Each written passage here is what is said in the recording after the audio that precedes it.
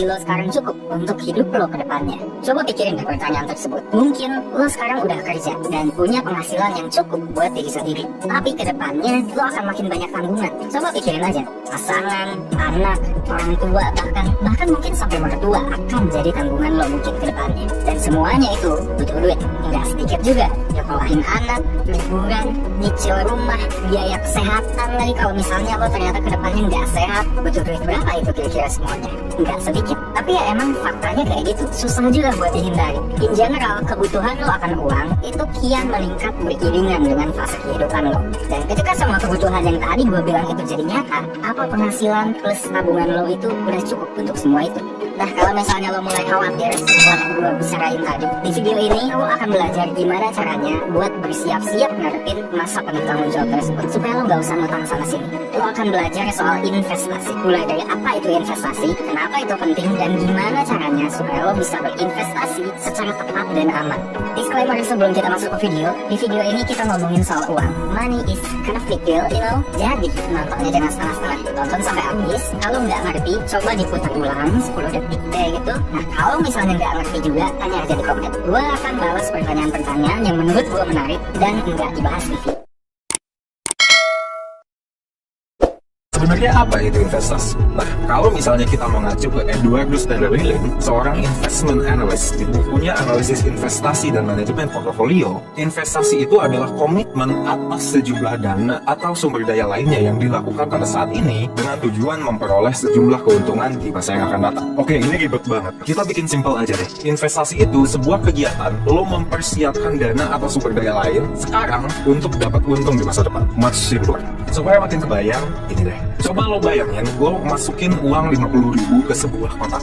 Nah, si kotak ini tuh dia katanya bisa ngegandain uang lo. Syaratnya cuma satu, duit yang lo taruh itu nggak boleh dipakai selama 2 tahun. Nah, naruh duit ke dalam kotak itu bisa disebut sebagai investasi. Meskipun please, kalau misalnya ada orang yang nawarin lo investasi kayak gitu, jangan percaya, itu fix banget penipuan. Nah, kalau misalnya lo pikir dari penjelasan barusan, pasti lo langsung kenapa banyak orang yang berbondong-bondong mau investasi? Ya jelas, karena ada potensi untungnya boy. Nah, cuman jangan dibayangin bahwa lo baru bisa invest kalau misalnya lo pengen untung yang gede doang. Malah lo sebenarnya harus mikirin secepatnya sekarang juga tentang investasi lo itu bisa dimasukin ke mana. Kenapa? Karena semakin lo tuh nggak berinvestasi, harta lo ternyata makin terancam nilainya. Maksudnya gimana? Nah gini, buat ngerti pernyataan gue barusan, lo harus ngerti soal inflasi. Apa sih inflasi itu, Fik? Nah, inflasi secara singkat bisa dijelasin sebagai meningkatnya harga barang dan jasa seiring waktu. Ngejelasin inflasi ini emang paling enak pakai contoh. Lo inget gak? Tahun 2000-an awal harga mie instan itu berapa coba? Gue masih inget tuh, zaman mie instan pada saat waktu itu masih 500 rupiah. Sekarang 2000 men, setinggal lo mie instan jadi mahal banget, udah naik 4 kali lipat. Nah masalahnya, duit lo di dompet dan di bank itu, kalau misalnya lo naruh duit di bank, itu nggak ikut naik nilainya. Duit 50.000 lo dari dulu, sekarang, dan sampai 10 tahun ke depan, itu juga tetap aja nilainya 50.000. Sementara itu, apa yang bisa dibeli sama 50.000 sekarang dan 10 tahun ke depannya, oh jelas beda. Ingat aja, tahun 2000-an mie instan tuh 500-an satu, sekarang 2.000. Dan harga barang lain juga kayak gitu. Ingat aja dulu, tahun 2010-an awal itu harga telur berapa?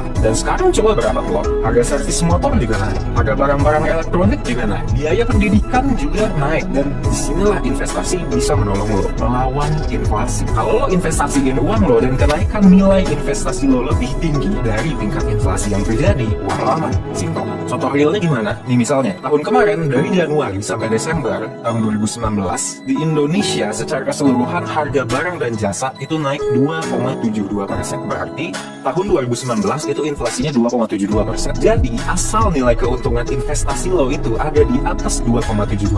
Berarti lo nggak rugi. Nah jadi dari pemaparan tersebut yang kita bisa setuju adalah investasi itu penting. Nah sekarang pertanyaannya, lo bisa investasi kemana aja sih? Dan yang mana yang cocok buat lo? Nah dari 2 pertanyaan itu kita ngomongin yang pertama dulu deh. Jadi aset-aset yang kayak gimana sih yang biasa dipakai untuk investasi? Nah aset yang sering digunain untuk investasi itu ada 2, ada aset real dan aset finansial. Apa bedanya aset real sama aset finansial? Well, kalau aset real itu adalah aset yang berwujud. Contohnya kayak gimana? Emas, rumah, dan tanah. Ini bisa juga dipakai sebagai alat investasi. Biasanya barang-barang yang orang bilang worth it buat dipertimbangin itu untuk investasi adalah barang-barang yang harganya diprediksi naik setiap tahunnya. Kayak tanah, kan prediksinya tanah tiap tahun naik.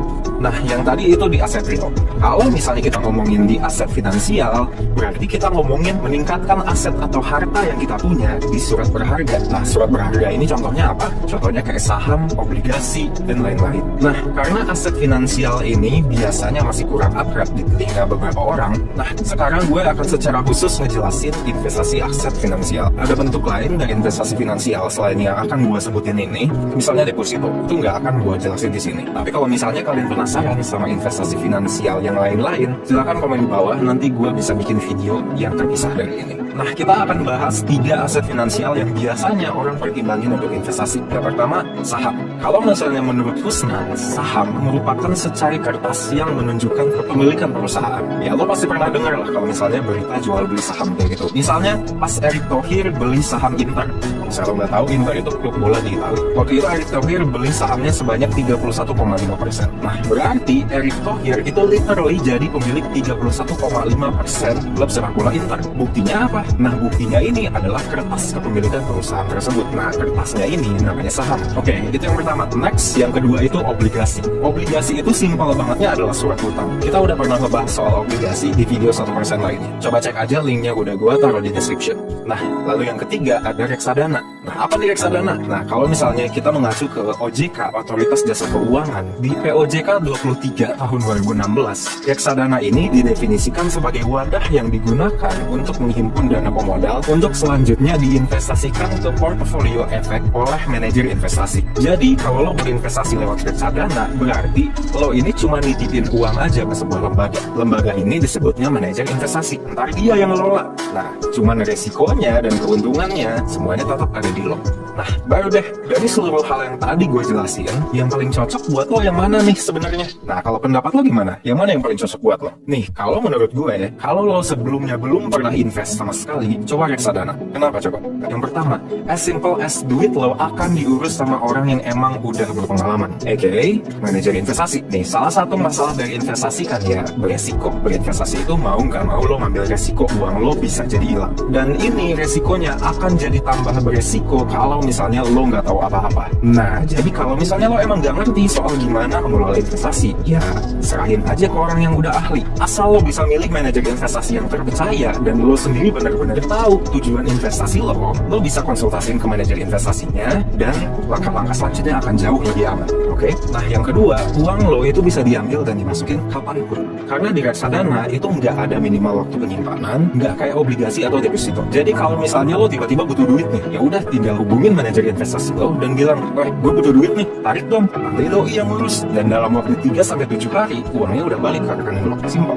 Yang ketiga apa? Alasan yang ketiga adalah karena keuntungannya nggak dipotong pajak. Beberapa aset finansial itu kena pajak, obligasi misalnya kena pajak, keuntungannya harus dipotong sama pajak dulu. Nah, kalau ini jelas kan ya, kenapa ini jadi kelebihan. Dan yang keempat, yang terakhir, terjangkau. Dana awal buat investasi di reksadana ini relatif kecil banget kalau misalnya dibandingin sama investasi yang lain. Emas misalnya, tanah, itu dananya yang itu gede banget. Nah, kalau misalnya di reksadana, lo cuma butuh 100.000, udah murah, bebas biaya beli dan jual, nggak ada pajak, dan bebas dicairin apapun tanpa pengaruh. Gila, untungnya banyak banget. Nah, oke, kelihatan nggak tuh menggiurkannya kayak gimana? Nah, emang tapi gue sendiri emang orang yang pro nabung dan pro investasi. Gue selalu menyarankan orang buat nabung dan invest sedini mungkin. Tapi kita nggak bisa memungkiri juga bahwa investasi itu ada resikonya. Dan kayak yang gue bilang tadi, kalau lo nggak tahu apa yang lo lakuin, well, resikonya jadi gede buat lo. Buktinya apa? Lo pasti pernah dengar berita tentang kasus-kasus investasi bodong lah di berita, terus kehilangan 50% hartanya di pasar saham. So, yes, lo perlu berhati-hati banget dalam menentukan tempat lo berinvestasi. Jadi, sebelum lo start masukin duit ke reksadana, kita harus paham dulu nih soal keamanan, safety. Spesifiknya, langkah-langkah apa aja yang lo bisa lakuin buat mastiin kalau misalnya lo udah berinvestasi di tempat yang tepat. Langkah-langkahnya gimana nih? Yang pertama, pastiin kalau jasa investasi yang lo pakai diawasin sama OJK atau Otoritas Jasa Keuangan. Cari taunya gampang. Lo akses aja langsung ojk.go.id. Atau misalnya lo bisa juga cek di website lembaganya. Kalau misalnya udah terdaftar di OJK, udah hampir pasti kalau misalnya tempat tersebut aman dan bukan tempat investasi bodong.